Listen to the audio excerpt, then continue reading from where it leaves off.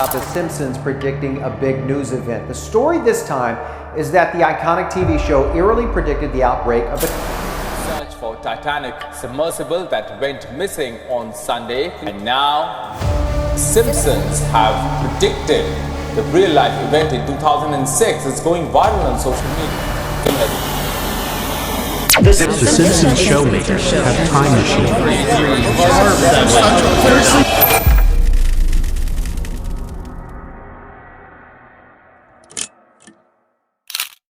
Cartoon तो हम सब ने अपनी लाइफ में कभी ना कभी ज़रूर देखा है, बट कार्टून की हिस्ट्री में एक कार्टून या कॉमिक सिटकॉम ऐसा भी है जिसके अराउंड फ्यूचर प्रेडिक्ट करने की थियोरी है। अब यहाँ पे काफ़ी सारे लोगों को इसके बारे में ऑलरेडी पता होगा और जिनको कोई आइडिया नहीं है, yes, we are talking about the Simpson's.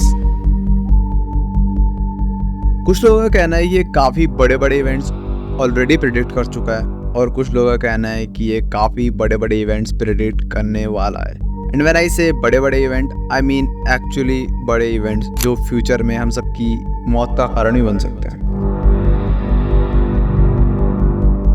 अब सिम्पसन के प्रेडिक्शन के बारे में बात करने से पहले सिम्पसन की थोड़ा हिस्ट्री के बारे में बात कर लेते हैं ताकि चीज़ें और ज़्यादा क्लियर हों।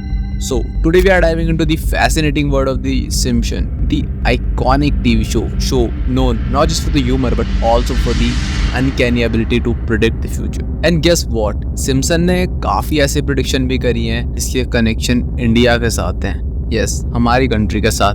So let's go. Simpsons एक अमेरिकन एनिमेटेड टीवी शो, इसका फर्स्ट एपिसोड टीवी पर ड्रॉप हुआ दिसंबर 17, 1989। टिल द डेट इस शो के 33 सीजन्स कंप्लीट हो चुके हैं एंड इंटरनेशनल लेवल पे ये शो काफी ज्यादा पॉपुलर हुआ। सिम्पसन शो एक फैमिली के अराउंड बनाया गया था, like other shows like Shinchan और बाकी दूसरे शोज, जिसमें मोस्ट ऑफ द टाइम एक फैमिली दिखाई गई थी एंड उस फैमिली में क्या हो रहा है ये सब दिखाया गया था। ओवर द ईयर ये शो काफी ज्यादा पॉपुलर हुआ। इस शो के अराउंड मूवीज बनी, शो के अराउंड गेम्स बने और कॉमिक्स बनी। Initially this show was popular for the humour. Ever notice how men always leave the toilet seat up? That's the joke. You suck, McBain! But then चीजें थोड़ा creepy होने लगी क्योंकि ये शो अपने एपिसोड्स में 10 से 20 साल बाद के इवेंट्स प्रेडिक्ट करने लगा था। एंड नॉट जस्ट प्रेडिक्शन, कुछ प्रेडिक्शन तो इतनी ज्यादा क्रेजी थी कि exactly same to same, frame to frame copy करी गई। Yes, frame to frame. इस शो ने काफ़ी सारी चीज़ें प्रेडिक्ट करी, टेक्नोलॉजी से लेके पॉलिटिकल इवेंट्स तक। और जब ये इवेंट्स पब्लिकली एक्सपोज हुए तो काफ़ी सारे लोगों ने इसके अराउंड थियरीज बनाने स्टार्ट कर दी कि इस शो के मेकर्स फ्यूचर से आए हैं और उनके पास टाइम मशीन है। और ये थियरीज इसलिए भी बनी क्योंकि सिम्पसन ने काफ़ी सारी ऐसी प्रेडिक्शन करी जो काफ़ी ज़्यादा एक्यूरेट थी और उन्हीं में से एक प्रेडिक्शन है सिगफ्रिड एंड रॉय।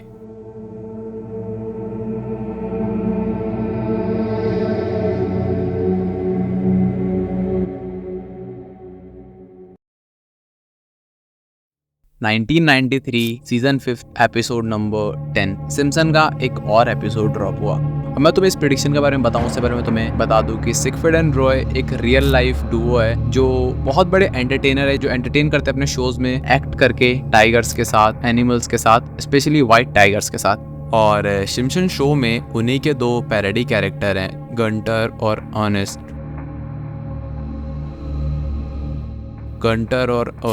जो काफ़ी ज़्यादा सिमिलर हैं real life human being Siegfried and Roy से। अब सिम्पसन के एक एपिसोड में दिखाया गया कि सिम्पसन शो में एक कैरेक्टर है bye the name of mister Burns.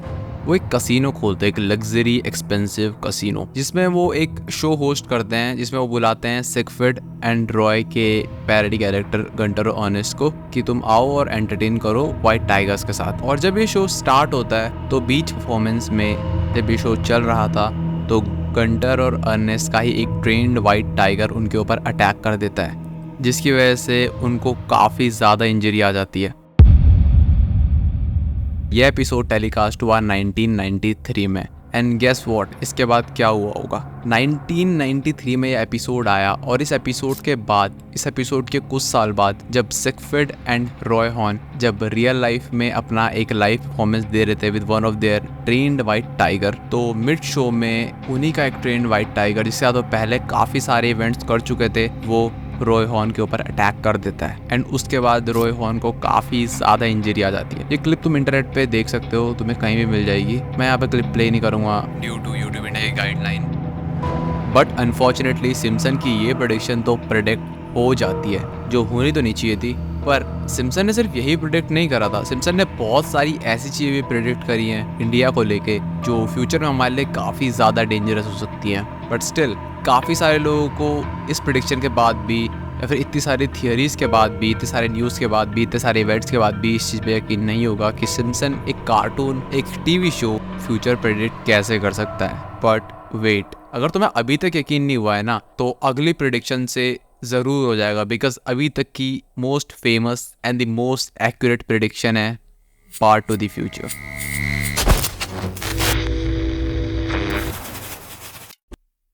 अब गवर्नमेंट एंड पॉलिटिक्स हमारी लाइफ का एक बहुत बड़ा पार्ट है और गवर्नमेंट की तरफ से लिया गया हर डिसीजन हमारी लाइफ को समवेयर अफेक्ट करता है। तो इसीलिए हम अपनी आइडियोलॉजी के अकॉर्डिंग किसी भी कैंडिडेट को इलेक्ट करते हैं एंड किसी भी कैंडिडेट को वोट करते हैं। बट व्हाट इफ आई से कि किसी शो के एपिसोड ने किसी इलेक्शन के होने के 16 साल पहले ही विनर डिक्लेयर कर दिया था, किसी छोटी मोटी कंट्री का नहीं, यूएस जैसी कंट्री का। अब मेजॉरिटी ऑफ व्यूअर्स को पता होगा मैं किस चीज़ के बारे में बात कर रहा हूँ। Yes, Trump's presidency. Season number 11 के एपिसोड नंबर 70 जो 2000 के दशक में टीवी पे टेलीकास्ट हुआ, टीवी पे प्रीमियर हुआ, उसमें दिखाया गया कि जो बार्ट सिम्पसन है वो अपना और अपनी बहन का फ्यूचर देखता है। वो देखता है कि आज से कुछ साल बाद उसकी बहन लीजा सिम्पसन अब यूएस की प्रेसिडेंट बन चुकी है। एंड उस एपिसोड में लीजा सिम्पसन एक स्टेटमेंट देती है जिसके बाद लोग शॉक में चले जाते हैं। एपिसोड में दिखाया जाता है कि लीजा सिम्पसन कहती है कि after the presidency of former president Trump, मेरे को यूएस गवर्नमेंट ने एक टास्क दिया है to fix the economy of United States. वो क्लियरली ये चीज़ बोलती है कि मेरे से पहले प्रेसिडेंट ट्रम्प रह चुके हैं यूएस के।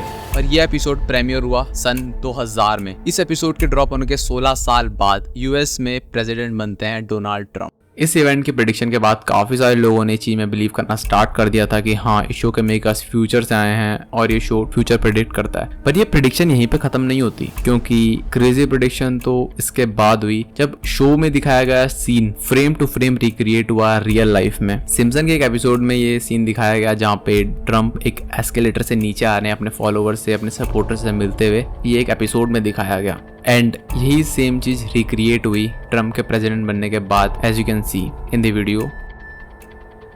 मतलब इतना ज्यादा एक्यूरेट कोई प्रेडिक्शन कैसे हो सकता है? और सिर्फ ट्रम्प ही नहीं, फर्स्ट क्लिप में एक सीन देखो and now second clip. Trump के नीचे उतरने से लेके ट्रम्प के पीछे खड़े एक इंसान तक एंड एक पेपर का ड्रॉप होने तक, फ्रेम टू फ्रेम 16-17 साल पहले ही किसी एपिसोड में दिखा दिया गया। क्रेजी ना? और ये शो की one of the biggest prediction है और ऐसी ही एक प्रेडिक्शन है टेक्नोलॉजी से रिलेटेड जो सिम्पसन ने की है और काफी बड़ी प्रेडिक्शन है। अब वोटिंग के लिए यूज होने वाली मशीन्स कितनी ज्यादा सिक्योर होती हैं, we all know that. India में ईवीएम्स यूज होती हैं और वो बहुत ज्यादा प्रोटेक्टेड होती हैं किसी भी बग से और किसी भी हैकिंग से। और ऐसी यूएस में मशीन्स यूज़ होती हैं इलेक्शंस के लिए, वोटिंग के लिए, और वो भी काफ़ी ज़्यादा सिक्योर होती हैं। स्टिल सिम्पसन ने कुछ चीज़ें प्रेडिक्ट करी थी रिलेटेड टू वोटिंग मशीन्स जो बाद में रियल लाइफ में रिक्रिएट हुई।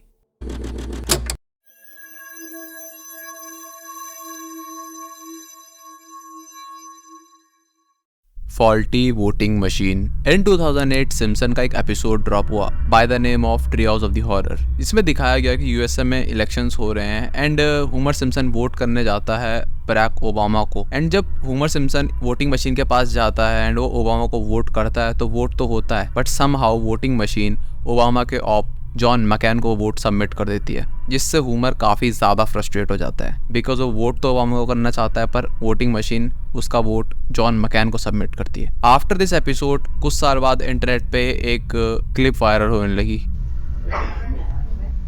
And you can clearly see कितना ज़्यादा सिमिलैरिटी है उस एपिसोड में दिखाया गया एक सीन में और एक रियल लाइफ इवेंट में। और ये तो कोई बेसिक सा इवेंट भी नहीं है because it is related to government and related to voting. ये प्रेडिक्शन बड़ी ज़रूर थी बट स्टिल इस प्रेडिक्शन ने मास लेवल पे किसी की लाइफ को अफेक्ट नहीं किया, बट जो अगली प्रेडिक्शन है उसने डेफिनेटली हम सबकी लाइफ अफेक्ट करी है।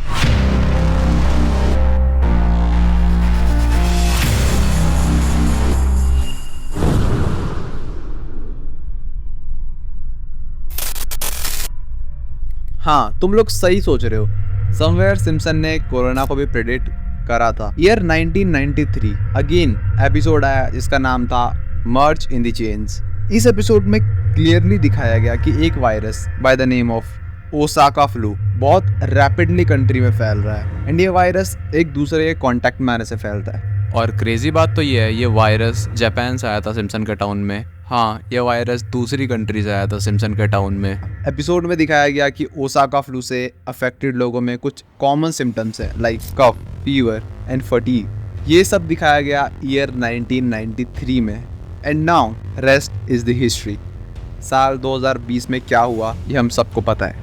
We all know that. Same episode merge in the chains में एक और चीज दिखाई गई थी जो रियल लाइफ में प्रेडिक्ट हुई, किलर बीज। मर्ज इन द चेन्स में जब ये दिखाया गया कि पूरे सिटी में फ्लू फैल गया है एंड बहुत सारे लोग इस चीज से डायग्नोज्ड हैं, बहुत सारे लोग इस चीज से अफेक्टेड हैं, तो लोग झुंड बना के, क्राउड बना के डॉक्टर्स के पास जा रहे थे एंड क्राउड प्लेसिबो मांग रहा था डॉक्टर्स से अपनी बीमारी को ठीक करने के लिए।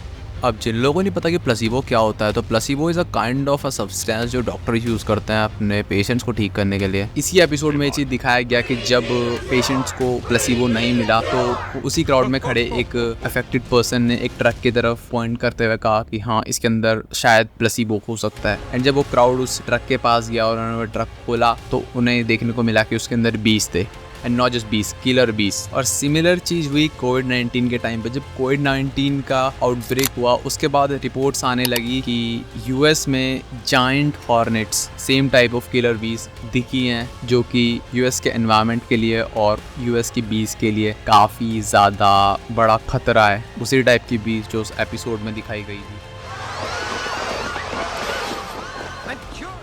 अब सिम्पसन सिर्फ यूएस से ही कनेक्टेड नहीं है, काफ़ी सारी कंट्रीज से कनेक्टेड है और उन्हीं में से एक कंट्री है इंडिया। सिम्पसन अपने शो में इंडिया को कई बार फीचर कर चुका है, कई बार उन्होंने इंडिया के लोग, इंडिया के कल्चर और इंडिया की चीज़ें दिखाई है और कई बार तो इंडिया को ही शो में दिखाया है। और सिम्पसन ने एक ऐसी चीज़ बोली है इंडिया से रिलेटेड अपने शो में जो अभी तक प्रेडिक्ट तो नहीं हुई है फॉर्चुनेटली, बट अगर प्रेडिक्ट हो गई तो पता नहीं क्या होगा। India versus Pakistan nuclear war. Now India and Pakistan both countries are nuclear power, और न्यूक्लियर पावर होने का मतलब होता है जब किसी कंट्री के पास न्यूक्लियर वेपन अवेलेबल होते हैं। और इंडिया और पाकिस्तान के कनेक्शन कुछ ज़्यादा अच्छे नहीं है, वी ऑल नो दैट। पास में इन दोनों कंट्रीज़ के बीच में वॉर भी हो चुकी है एंड बॉर्डर पे तो क्राइसिस बने ही रहते हैं। अब सिम्पसन ने अपने एपिसोड में एक सीन दिखाया जिसमें उन्होंने इंडिया एंड पाकिस्तान को लेकर कोई डायरेक्टली प्रेडिक्शन तो नहीं करी, पर इनडायरेक्टली उन्होंने इंडिया और पाकिस्तान को लेकर एक रेफरेंस दिया। Start off with a joke. I got one. Give me that. What's the difference between Pakistan and a pancake? I don't know any pancakes that were nuked by India. Ha ha. What? Do something. न्यूक का मतलब होता है किसी के ऊपर nuclear attack करना and India के पास nuclear weapons भी हैं, तो क्या इसका मतलब इंडिया पाकिस्तान के ऊपर न्यूक्लियर? अब हम सब तो यही चाहेंगे कि ऐसा कुछ ना हो, पर सिम्पसन की हिस्ट्री को देखें तो 0.1% चांसेस तो है ना। वैसे इतनी सोचने वाली बात भी नहीं, क्योंकि at the end of the day ये बस एक कार्टून ही तो है। Okay, so that's it for this video. मुझे पता है मैंने काफ़ी टाइम बाद वीडियो डाली है। अब अगर तुम लोग चाहते हो कि मैं इस टॉपिक पे एक और वीडियो बनाऊँ तो कमेंट्स में बोल देना। बाकी you know, till then peace out. और बहुत दिनों बाद बुलाइए। से पूछ के कैसे हालात थे, बाप कमाता था जितना उससे भी ज्यादा थे भाई के खर्चे दवाई के, और आज से पैसा नहीं संभल रहा। एक था वक्त जब खर्चों से बैन थे, आज बुढ़िया की हाइट तो चेक कर, सब्जी भी लेने को जा रही मस्टैंग में, और आज एक साड़ी डिजाइनर है, आइस दिलारी की बेटों में पैरों तक। उस बाप को क्या ही दिला दूं, वो खुश आता खुद ही में बेटों को देखकर। ये बैक पे फ्लेक्स भी है, चिल्लर भी गिने, आज टैक्स भी है, दोनों भाइयों ने बना डाला यहाँ पे एम्पायर। खाली बस देखता है।